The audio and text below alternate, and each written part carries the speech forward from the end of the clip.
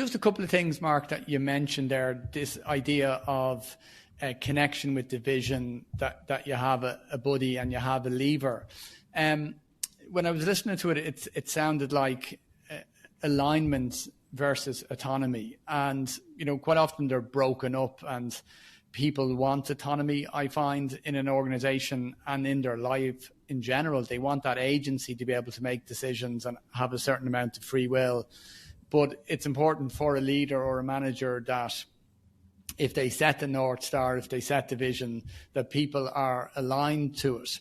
And that piece about the connection to the vision, but also having a lever, would that be similar about trying to get the balance between alignment to a vision and a goal, but at the same time having enough agency in your role that you can, you feel like you have a certain level of empowerment and a certain level of control to get it done the way you want to get it done?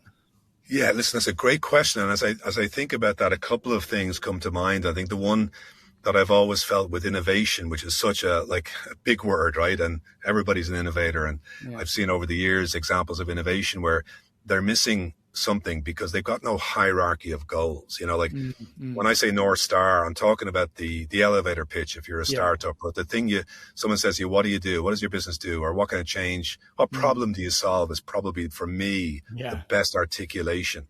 And so that's the North Star. Then you do a pre-mortem, as I was a big supporter of the idea of where will we go wrong? What could possibly happen to stop us getting there? And that's, I think, the responsibility of the C-suite or the executive team. And then below that, there are people responsible for, let's say, product development. And I learned a lot and I'm not a product person originally. I'm not an engineering lead. I'm not someone who's got the background. But I learned so much from the process of agile product development, where you're building a product, which is going to take some time, but you're doing it in sprints and in very definable chunks of work. And then what you're doing at a very lower level is, let's say, for the engineer working on a goal for the 2 weeks, you have a data point, which is success or failure. And if you don't get the right data point after 2 weeks, you stop, you try again. And it's this constant iteration. So again, I think you have to have that hierarchy that begins with the North Star vision, is strategically watching out for the obstacles, things that got to be resolved, that can only happen at the executive level, having the right people that are decentralizing power to teams. And then within those teams, have a clear scorecard and the data to judge success or failure. And then the quick iteration. And there's a much abused quote from Sam Beckett about ever tried, ever failed, no matter, try again, fail again. Now, that's not what people think it is. He was actually saying just the futility of planning.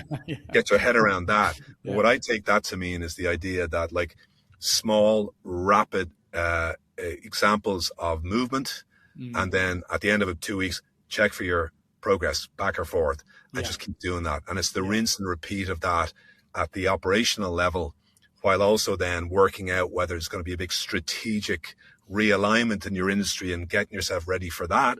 And if that changes or pivots your North Star, very clearly articulating that like a super tanker and giving people enough time to change around it. So it's a delicate one, but I think as you asked that question, Shay, I think I realized it is actually a hierarchy.